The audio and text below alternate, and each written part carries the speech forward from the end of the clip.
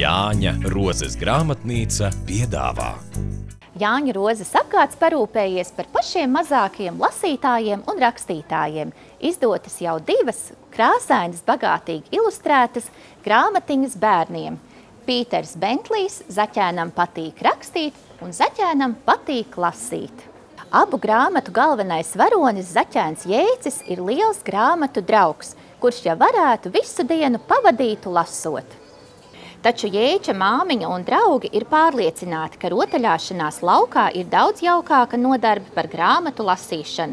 Ko darīt Zaķēnam? Uz to atbildes meklē grāmatās.